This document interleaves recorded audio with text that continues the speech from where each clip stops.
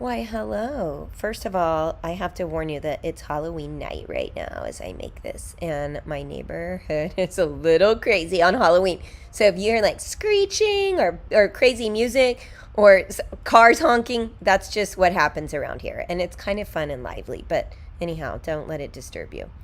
Secondly, this week is a very exciting week because, as you know, fifth grade is phasing back into the building. And what that means is we have some chickens in person and we have some chickens online.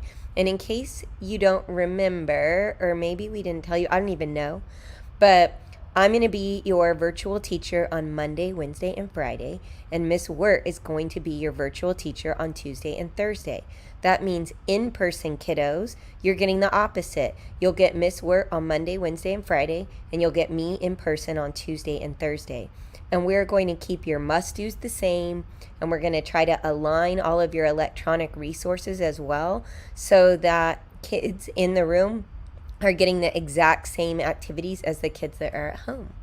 And the way that we're able to toggle it back and forth is pretty cool because we'll get to all see you in both formats. So we're not losing any of you as students, and that was very exciting to find out. So that's how your weeks are going to go. And speaking of how your weeks are going to go, I feel like this is a perfect segue into your interactive image for the week. So the main thing I wanted to start out to talk to you about is that we have statistics on the back end that tell us what things you're clicking on and how much action each area is getting. And one thing that's kind of funny is that the skill toolkit is not getting that many clicks. Now, the skill toolkit has all of your notes that you can look at if you forget how to do something, but it also has those little screencasts that Miss Wirt makes for you for Play Pause It. But these videos aren't in Play Pause It, so you can watch them as many times as you need to refresh. If you're stuck on the math, you should definitely hit this area of the interactive image. And then, as we mentioned, normally in fifth grade, we are very mean to children about learning their math facts. And yes, we would love for you to do that because it's going to make your math so much easier, but it's also a weird year, and you've got a lot going on. And we all do. And so if you are not well versed in your math facts, I highly suggest using that little magnifying glass interactive image cheat sheet. It's got prime number cheat sheet, multiplication cheat sheet, divisibility trick cheat sheet, and use it. It will make those facts start to go into your brain a little better if you're out of practice. Okay. Sadly, these may-dos that's a terrible name. I don't know who invented this must-do and may-do language, but I'm going to have to write them a letter and tell them it should have been called the should-dos, okay? Because kids who are doing the may-dos are actually becoming much more well-seasoned in their math work.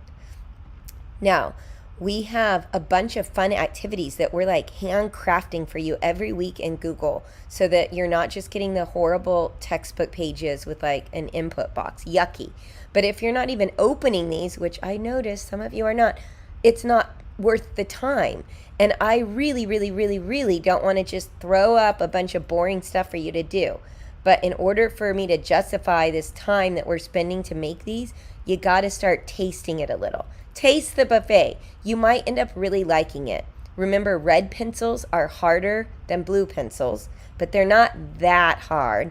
And all of the pencils are going to give you a little video where I talk you through every kind of problem, and I even do some of the problems and show you how it's going to work in your Google slide. And it's actually a little more exciting than the old school stuff we used to offer. So try it. You'll like it. And then, let me move out of the way a little bit. Pew! We have a special activity this week. It lives in the review section because it does not involve decimal computation, but it's where you invent a hotel. And it's a multi-day project, like for the creative artsy types.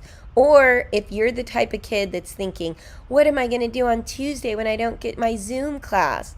How am I going to stay entertained? That project would be perfect for you.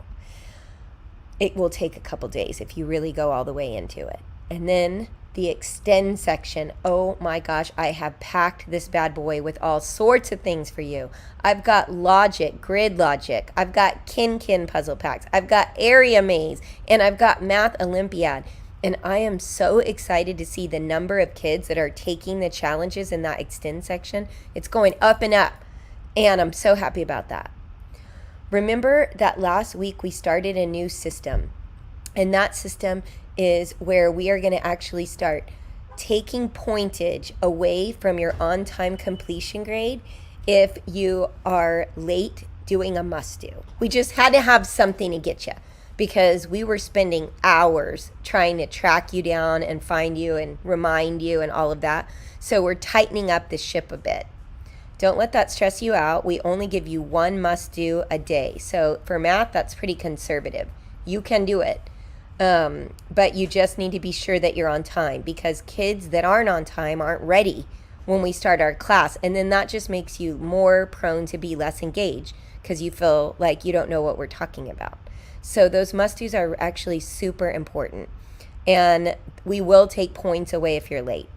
Now, on the flip side, we're going to be giving you points for all your may-dos. So you've got this on-time completion grade. It counts like a test score.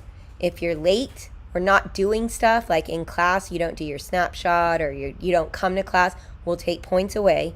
But if you do may-dos, we'll build that score back up. And so it's kind of neat that we're able to repay you for your efforts and also penalize you a little if you are falling off of the wagon.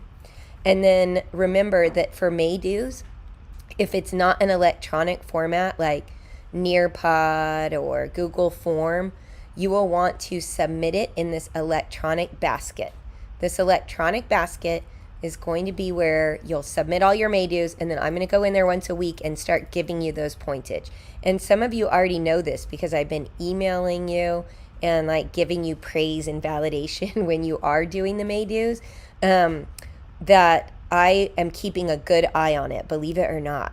And so I would love, love, love, love to see new names on that submission box this week.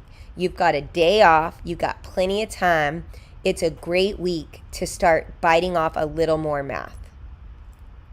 Yeah? Yes. Okay.